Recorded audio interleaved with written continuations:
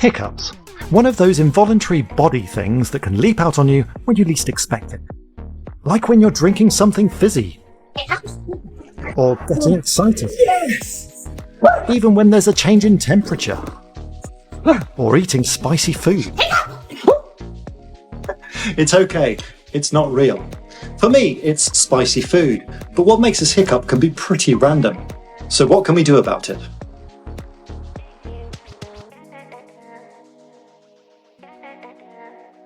First, what actually happens when we hiccup? Hiccups are described as a form of reflex motor activity. So when we say reflex, we mean things like if you tap your knee with a hammer and your leg flies up. And all reflexes, they're like a circle. So you have information coming in and that causes the muscle to contract.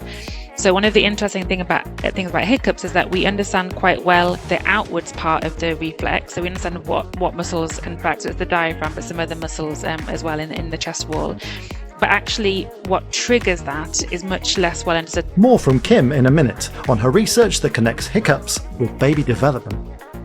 There's a host of age-old remedies you can try that do work for some people. They include: pull your knees up to your chest and lean forward. Sip ice-cold water. Swallow some granulated sugar. Hold your breath for a short time. Bite on a lemon or taste vinegar.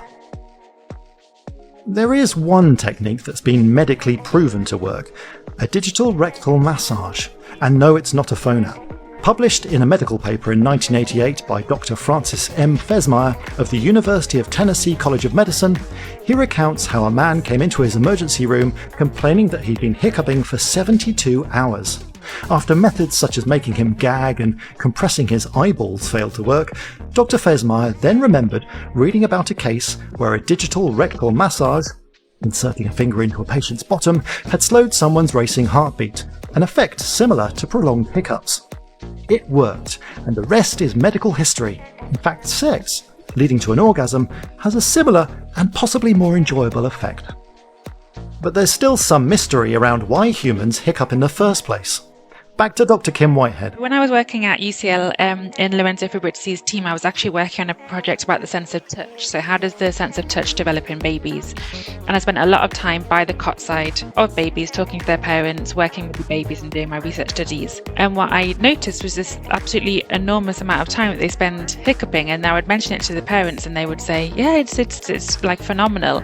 And nobody else seemed to think it was of interest. And so because we were already recording these brain waves from the babies, it seemed a natural thing to just have a look. What does it do to their brain when they do have these hiccups?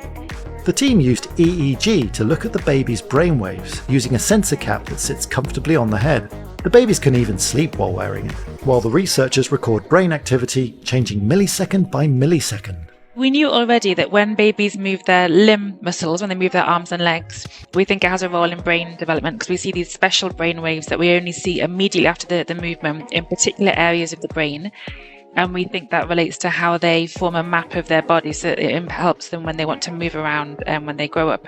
Hiccups are just a contraction of our diaphragm muscle, but because the muscle is hidden, we don't tend to think of it like that. So the same thing, they evoke this special brain wave in a special part of the brain that we think has the same role. So instead of having a sense of where our limbs are moving, we also need to have a sense of where the muscles inside our chest cavity are, because that helps us to understand that we have control over our own breathing. And maybe that is also a skill or a sense that is learned in infancy.